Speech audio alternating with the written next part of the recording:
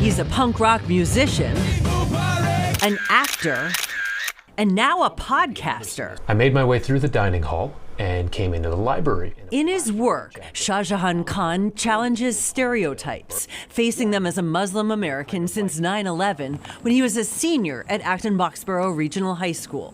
Basically, I just remember these three kids standing near my locker, and one of them just going, "Hey, what did your people do?" His father, the president of their mosque in Wayland at the time, remembers his son coming home and crying that day. That was the beginning of a very difficult time for him. He would never feel like a kid from Boxborough who just happens to be Muslim again. You're still like a kid, and like doing dumb kid stuff. And so then all of a sudden this thing happens, and then you're basically forced to, answer for something that you don't even, has nothing to do with you. It didn't take long for many Muslim Americans to feel that September 11th was a turning point in their lives. Locally, there were incidents like vandalism at this gas station in Weymouth and threatening phone messages left at the Quincy Mosque. Get your filthy, obscene Islamic religion out of my country now. And around the country, many came to feel like they had become linked to the enemy in the new war on terror. Every time I traveled between 2001 until I would say 2017, I was pulled out of line, and then I would get an extra screening. We were hearing a lot of people getting deported. We were hearing a lot of people where FBI was showing up at their doors. Farah Abbas, the current president of the Islamic Center of Boston Wayland, said there was a feeling of fear among members of the mosque.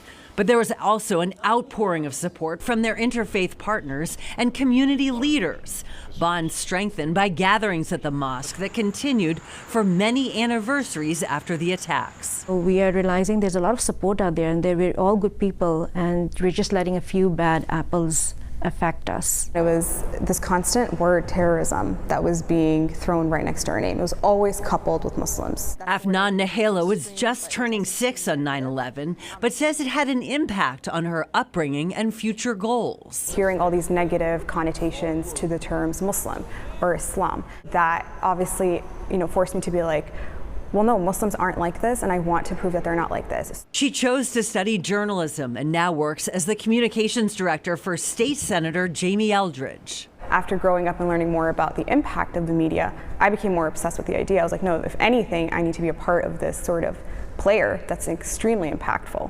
Check, 1, 2, level check. Shah Jahan says he's learned a lot through his latest project, a podcast about his own struggles as an American Muslim teenager coming of age after 9/11.